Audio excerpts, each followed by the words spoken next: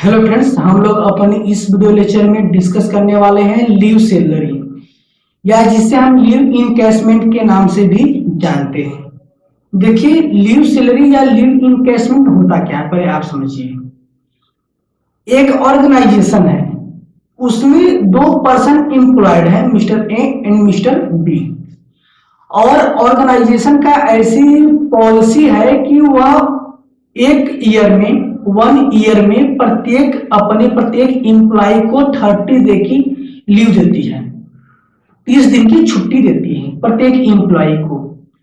तो यहाँ पर मिस्टर बी हैं वो बहुत मनमौजी टाइप के हैं, मीन्स कि उनको जो 30 दिन की छुट्टी दिया जा रहा है ऑर्गेनाइजेशन की तरफ से, उसका वो भरपूर प्रयोग कर रहे हैं, यानी छुट्टी मना रहे हैं। लेकिन मिस्टर ए हैं जो वो बहुत काम करने वाले हैं, मीन्स की अगर वो बीमार हो जाते हैं या उनको बहुत अर्जेंट कोई वर्क पड़ जाता ना, तो भी वह ऑर्गेनाइजेशन में जाते हैं, यानी छुट्टी का बेनिफिट नहीं लेते हैं। तो अब यहाँ हुआ क्या कि अब ऑर्गेनाइजेशन क्या कर रही है कि मिस्टर ए को प्रमोट करेगी, उसका प्रमोशन करेगी या उसको एक एक्स्ट्रा सैलरी का पेमेंट करेगी, क्योंकि मिस्टर ए ने उस सैलरी अब जो उनको लीव दिया गया था, छुट्टी दिया गया था, उसका बेनिफिट तो उन्होंने लिया नहीं, छुट्टी तो लिया नहीं, तो उसका बेनिफिट तो किसी न किसी रूप में मिस्टर ए को चाहिए ना। तो ऑर्गेनाइजेशन क्या करेगी, जितने दिन की छुट्टी मिस्टर ए नहीं लिए हैं उतने दिन की छुट्टी को मतलब कि वह कैश में उसका पेमेंट करेगी, मतलब उतने दिन की जितने दिन वो छुट्टी नहीं लिए हैं उतने दिन के बदले में मिस्टर ए को सैलरी का पेमेंट किया जाएगा। इसे ही हम लीव इनकैशमेंट करते हैं, मीन्स कि लीव को, छुट्टी को इनकैश करवाना, कैश में कन्वर्ट करवाया जा रहा है। ठीक है, अब आइए पढ़िए, देखिए क्या लिखा गया है। As per service contract and discipline, normally every employee is allowed certain period of leave with pay। मतलब छुट्टी दिया जा रहा है तो उस ड्यूरेशन का उन्हें सैलरी भी दिया जा रहा है। ऐसा नहीं कि सैलरी काटा जा रहा है, नहीं, सैलरी दिया जा रहा है। लीव विथ पे, सच leave may be availed during the year or accumulated by the employee। ऐसा हो सकता है कि इस लीव का benefit employee during the period of year उसका बेनिफिट ले या तो उसे एक्यूमुलेट करवा ले, मीन्स कि नेक्स्ट ईयर में वहां छुट्टी लेंगे, एक ही बार 2 महीने की छुट्टी लेंगे, ऐसा भी हो सकता है। The accumulated leave laying to the credit of an employee may be availed subsequently or in cash। यानी हो सकता है कि जो एक्यूमुलेटेड लीव है वह बाद में उतने ड्यूरेशन की एम्प्लॉय लीव ले सकता है या हो सकता है कि उस लीव को कैश में कन्वर्ट करवा ले। When an employee receive an amount of leave laying to his credit, such amount is known as leave salary encashment। Okay, अब जो लीव इनकैशमेंट एम्प्लॉय को रिसीव्ड हो रहा है वह अमाउंट एम्प्लॉय के हैंड में टैक्सेबल होगा या फुल्ली एग्जम्प्ट होगा या पार्टली टैक्सेबल होगा या पार्टली एग्जम्प्ट होगा, अब यह हम देखेंगे। Means tax treatment of leave encashment. देखिए, अगर during the continuation of service leave encashment मिला होगा गवर्नमेंट एम्प्लॉय को या अदर देन गवर्नमेंट एम्प्लॉय को, तो फुल अमाउंट टैक्सेबल कर दिया जाएगा, चाहे गवर्नमेंट एम्प्लॉय हो चाहे नॉन गवर्नमेंट एम्प्लॉय हो।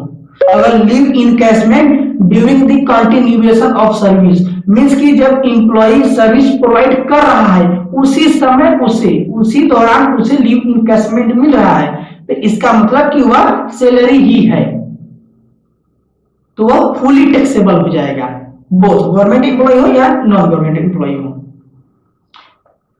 अब बात आती है ऑन टर्मिनेशन और डेथ ऑफ एम्प्लॉय, यानी आफ्टर रिटायरमेंट के बाद अगर लीव इनकैशमेंट का पेमेंट एम्प्लॉय को आफ्टर रिटायरमेंट किया जा रहा है या आफ्टर डेथ किया जा रहा है, तो उसका टैक्स ट्रीटमेंट क्या होगा। कहा गया अगर गवर्नमेंट एम्प्लॉय को किया जा रहा होगा आफ्टर रिटायरमेंट या आफ्टर टर्मिनेशन ऑफ सर्विस या आफ्टर डेथ लीव इनकैशमेंट का पेमेंट, तो कहा गया यह फुली एग्जेम्प्ट रहेगा। ठीक है, यह फुली एग्जेम्प्ट हो जाएगा, यानी जितना अमाउंट मिलेगा गवर्नमेंट एम्प्लॉय को आफ्टर रिटायरमेंट के बाद एज ए लीव इनकैशमेंट, वह उसके हैंड में फुली एग्जेम्प्ट हो जाएगा। मींस कि उस पर कोई भी टैक्स नहीं देना होगा। Government employee means government employee हम किसे कहेंगे। कहा गया है government employee here does not include, यानी यहाँ डज नॉट इंक्लूड करने की बात कर रहा है कि of local authority, public sector undertaking और फॉरेन गवर्नमेंट एम्प्लॉय। मींस कि स्टेट गवर्नमेंट के एम्प्लॉय को गवर्नमेंट एम्प्लॉय मानेंगे, हाँ मानेंगे। सेंट्रल गवर्नमेंट के एम्प्लॉय को गवर्नमेंट एम्प्लॉय मानेंगे, हाँ मानेंगे। लेकिन लोकल अथॉरिटी के एम्प्लॉय को नहीं, गवर्नमेंट एम्प्लॉय नहीं मानेंगे। या पब्लिक सेक्टर अंडरटेकिंग जो होगा उसे भी हम गवर्नमेंट एम्प्लॉय नहीं मानेंगे। या जो फॉरेन गवर्नमेंट के एम्प्लॉय होंगे उन्हें भी हम गवर्नमेंट एम्प्लॉय नहीं मानेंगे। तो ये कहां जाएंगे, ये चले जाएंगे अदर एम्प्लॉय में। ठीक है, अदर एम्प्लॉय में चले जाएंगे। अब अगर लीव इनकैशमेंट का पेमेंट अदर एम्प्लॉय को किया जा रहा है आफ्टर रिटायरमेंट, तो क्या होगा।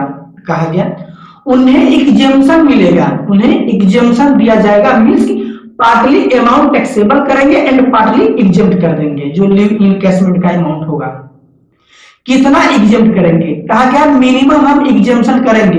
यह 4 पॉइंट बताया गया है, यह 4 पॉइंट आप कैलकुलेट कर लीजिए और 4 पॉइंट से जो सबसे कम होगा वही हमारा एग्जेम्पशन पार्ट होगा। इसमें पहला पॉइंट है लीव इनकैशमेंट एक्चुअल रिसीव्ड, माने कि कितना लीव इनकैशमेंट एक्चुअल में मिला है। मैक्सिमम एग्जेम्पशन लिमिट 3 लाख रुपए बता दी गई है कि 3 लाख रुपए से आपको अधिक कभी भी लीव इनकैशमेंट का एग्जेम्पशन नहीं दिया जाएगा। थर्ड पॉइंट है 10 मंथ एवरेज सैलरी, ठीक है, based on last 10 month average salary, यानी 10 मंथ के बराबर सैलरी का आपको पेमेंट किया जाएगा। 10 मंथ की सैलरी के इक्वल आपको पेमेंट मिलेगा। इसके इक्वल आप अपना अमाउंट कैलकुलेट करिए और जो यह सैलरी होगा ना, यह लास्ट 10 मंथ एवरेज सैलरी के बेस पर कैलकुलेट किया जाएगा। मींस कि जिस दिन एम्प्लॉय का रिटायरमेंट हो रहा है उस दिन को छोड़कर उसके प्रीवियस डेट से हम कैलकुलेट करेंगे 10 मंथ तक उसकी सैलरी को, फिर उसका एवरेज निकाल लेंगे तो हमें 10 मंथ एवरेज सैलरी मिल जाएगा। फोर्थ पॉइंट है cash equivalent on leave to the credit of the employee at the time of retirement और डेथ।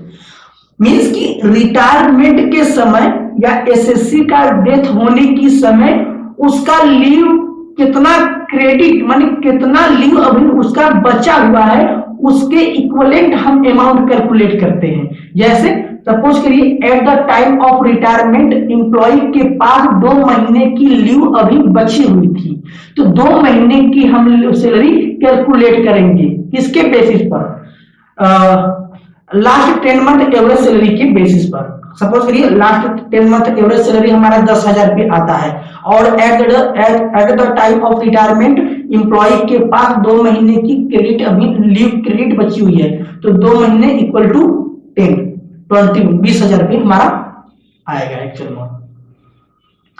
और एक बात आप लोग, एक बहुत ही इंपॉर्टेंट है, earn leave entitlement can not exceed 30 day for every year और एक्चुअल सर्विस रेंडर्ड। कहा गया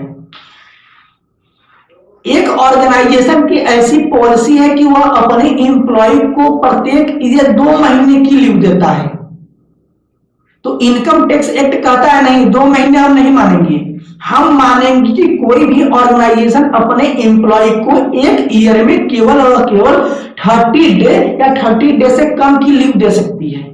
इनकम टैक्स ऐसा कहता है, ठीक है। तो हम 30 डे के आधार पर ही इस वाले 4th पॉइंट को कैलकुलेट करेंगे। आइए एग्जांपल के लिए हम अच्छे तरह से उसे समझेंगे और कुछ इंपॉर्टेंट पॉइंट समझिए। सैलरी, सैलरी मीन्स बोला लास्ट 10 मंथ एवरेज सैलरी। तो सैलरी मीन्स सैलरी में क्या क्या शामिल करेंगे, कहा गया basic salary, DA, commission as a fixed percentage on turnover. Basic salary को हम शामिल कर लेंगे, डीए को शामिल करेंगे केवल और केवल जब डीए को हम रिटायरमेंट बेनिफिट के लिए कैलकुलेट कंसीडर करते होंगे तब यहाँ डीए को हम शामिल करेंगे, अन्यथा नहीं करेंगे। और कमीशन, कमीशन किसको लेंगे, जो fixed percentage on the turn over होगा उसको हम लेंगे। अगर एक प्रॉफिट पर परसेंटेज होगा उसको नहीं लेंगे, ठीक है। अगर फिक्स्ड परसेंटेज पर मंथ मिल रहा है 2000 रुपये पर मंथ, उसको भी कंसीडर नहीं करेंगे। लेकिन 2% on turnover by the employee, तो उस परसेंटेज को हम यहां कंसीडर करेंगे। लास्ट 10 मंथ एवरेज सैलरी का मतलब क्या है, ending on the date of retirement और superannuation if the employee retires on 18 November 2018 then 10 month average salary shall be a period starting from 19 January 2018 and ending on 18 November. ठीक, यानी 18 नवंबर याद दिया ना, इस अगर 18 नवंबर को वो रिटायरमेंट हो रहा है तो 18 नवंबर से लेकर यानी 18 नवंबर से हम बैक जाएंगे और वहां तक जाएंगे जहां तक 10 महीने कंप्लीट नहीं हो पाते हैं। तो इस ड्यूरेशन में कितना आ जाए, 10 मंथ हो जाएगा, ठीक है। तो इस तरह से हम last 10 month average salary calculate करेंगे, यानी इस ड्यूरेशन की सैलरी को हम लेंगे। और सैलरी में क्या क्या आएगा, basic salary plus DA plus commission. यहाँ देखिए डीए के बारे में लिखा है ना, if DA is not forming a part of retirement benefit then the same shall not be included in the salary for the above purpose. अगर retirement benefit में इंक्लूड किया जाता होगा डीए तो हम यहाँ पर डीए को लेंगे, अन्यथा डीए को हम कंसीडर नहीं करेंगे। Will calculating complete years of salary, complete years of salary, ठीक है। तो यहाँ पर देखिए क्या गया है कि ignore any fraction of the year 10 years 9 months shall be taken as 10 years, ठीक है। अगर हम कंप्लीट ईयर से कैलकुलेट करते हैं, कंप्लीट ईयर, ठीक है, तो वहां पर बता दिया गया है कि फ्रैक्शन हम नहीं लेंगे। Note, leave encashments received from more than one employer where leave encashment is received from more than one employer in the same previous year the aggregate amount shall not exceed ₹3 lakh. यानी एक employ को अपने life time में केवल और केवल 3 लाख रुपए का ही एग्जम्पशन मिलेगा, उससे ज्यादा का एग्जम्पशन नहीं मिलेगा। सपोज करिए उसको अपने प्रीवियस एम्प्लॉयर से लीव इनकैशमेंट मिला और उस समय उसका एग्जम्पशन उसने कैलकुलेट किया तो 1.5 लाख रुपए का लीव इनकैशमेंट का एग्जम्पशन मिल गया, उसको पहले ही मिल चुका है। अब फिर अगर उसको करंट एम्प्लॉयर से लीव इनकैशमेंट मिल रहा है तो वह कैलकुलेट करेगा तो वह 3 लाख के जगह 1.5 लाख रुपए ही इस अपने उस अमाउंट को कंसीडर करेगा, ठीक है। Earlier deduction claimed for leave encashment will claiming the statutory amount ₹3 lakh. Any deduction claimed earlier as leave encashment shall be reduced from 3 lakh rupees. ये वाला, ठीक है, ये वाला अमाउंट क्या कर दिया जाएगा, अगर पहले ही अगर सपोज करिए पहले ही उसे 1.5 लाख रुपए का एग्जम्पशन मिल चुका है तो 1.5 लाख घटा देने के बाद ये मैक्सिमम अमाउंट मतलब उसे मैक्सिमम 1.5 लाख रुपए का मैक्सिमम 1.5 लाख रुपए को उसे और एग्जम्पशन दिया जाना बाकी है। इसका मतलब ये है वाह। इलस्ट्रेशन समझिए, mister Bhanu is working in zebra limited since last 25 years 9 months। तो कंप्लीट ईयर यहाँ पर हम कितना लेंगे, 25 years ही हम यहाँ कंप्लीट ईयर्स लेंगे क्योंकि फ्रैक्शन ऑफ द ईयर हम यहाँ पर इग्नोर कर देंगे। Company allowed 2 month leave for every completed years of service to its employee. और इनकम टैक्स क्या करता है कि एक एम्प्लॉय को एक ऑर्गेनाइजेशन एक ईयर में केवल व केवल 30 डे की ही लीव दे सकती है, ठीक, तो यानी एक मंथ यानी 30 डे की ही लीव मैक्सिमम लीव मिलेगी एक एम्प्लॉय को। तो यहाँ एक मंथ जो एक्स्ट्रा है उसको हम कंसीडर नहीं करेंगे क्रेडिट लीव का कैलकुलेशन करते समय। During the job he had availed 20 month leave, यानी उसने पूरे अपने लाइफ टाइम में उसे 20 महीने का लीव मिला हुआ है। ठीक है, अरे 20 महीने की लीव अवेल्ड कर चुका है, माने 20 महीने की छुट्टी उसने मना ली है, यानी 25 ईयर्स उसने सर्विस प्रोवाइड किया, जिसमें से उसे 50 महीने उसे छुट्टी अलाउ हुआ था। लेकिन इनकम टैक्स क्या करता है, एक साल में 1 महीना ही हम देंगे, यानी 25 साल में 25 महीना ही हम लीव देंगे। ठीक, तो 25 साल में 25 महीना उसको छुट्टी मिला, जिसमें से उसने 20 मंथ लीव अवेल कर लिया है। इसका मतलब उसे लीव क्रेडिट कितना बचा हुआ है eight the time of retirement, 5 month की बस बचा हुआ है eight the time of retirement on 10/8/2020। ठीक है, अक्टूबर में हो रहा है उसका सितंबर में, हाँ सितंबर में उसका रिटायरमेंट हो रहा है, 10 सितंबर को उसका रिटायरमेंट हो रहा है। He got 1,50,000 rupees as leave encashment as on the that date. His salary basic salary दिया है 5,000 रुपये पर मंथ, डियरनेस अलाउंसेस दिया है 2,000 रुपये पर मंथ, कमीशन दिया है 5% ऑन टर्न ओवर प्लस 2,000 रुपये पर मंथ फिक्स्ड अमाउंट। तो फिक्स्ड अमाउंट जो पर मंथ है इसको हम कंसीडर करेंगे नहीं लीव इनकैशमेंट में। हाँ, कमीशन जो परसेंटेज की फॉर्म में होगा इसको कंसीडर कर लेंगे, बेसिक सैलरी को कंसीडर करेंगे, डियरनेस अलाउंसेस को कंसीडर करेंगे। Turn over affected by the assessee during last 12 month usually 5 lakh rupees. ठीक है, इसको भी ये भी हमारे काम का चीज है। Bhanu got an increment of ₹1,000 रुपये पर मंथ फ्रॉम 1/1/2020। अब बड़ा लोचा है। अब 10 मंथ की हम जब सैलरी कैलकुलेट करेंगे ना, कुछ मंथ की सैलरी 5,000 रुपये पर मंथ आएगी, कुछ महीने की सैलरी 6,000 रुपये पर मंथ आएगी, अरे 4,000 रुपये पर मंथ आएगी। ठीक है, एंड डियरनेस भी इंक्रीज हो रहा है 500 रुपये पर मंथ से। ठीक है, यानी बेसिक सैलरी 1,000 रुपये पर मंथ से इंक्रीज होगी और डियरनेस अलाउंसेस 500 रुपये पर मंथ इंक्रीज होगा 1 जनवरी 2020 से। Compute his taxable leave encashment. और सेकेंड केस दिया गया है कि how shell your answer differ if the assessee have taken 2 month leave instead of 20 month. हाँ, आंसर डिफर करेगा, कैसे डिफर करेगा आइए देखते हैं। देखिए, पहले हमें क्या कैलकुलेट करना है, ये देखिए एक पोर्शन एक्चुअल अमाउंट हमें दिया है, कितना दिया है एक्चुअल अमाउंट, 1.5 लाख रुपए लीव इन कैश मिला है। ओके, अब इसमें से हम लेस करेंगे लिस्ट ऑफ दी फॉलोइंग, कौन कौन सा, actual amount received, maximum limit और 10 मंथ सैलरी। अब हमें एवरेज सैलरी कैलकुलेट करनी है, तो आइए एवरेज सैलरी कैलकुलेट कर लेते हैं। यहाँ पर एवरेज सैलरी, सैलरी में क्या क्या आएगा, salary plus DA plus commission आएगा, 3 चीज आएगा। तो सैलरी के लिए देखिए 10 सितंबर को रिटायरमेंट हो रहे हैं, यानी अब सॉरी ये अगस्त है ना, सॉरी सितंबर नहीं है अगस्त है, 10 अगस्त को वह रिटायरमेंट हो रहे हैं, मीन्स कि अगस्त में 10 डे हम लेंगे, फिर अगस्त, जुलाई, जून, मई, अप्रैल, मार्च, फरवरी, जून, सब यहां फिर चले आएंगे, हम अक्टूबर में चले आएंगे,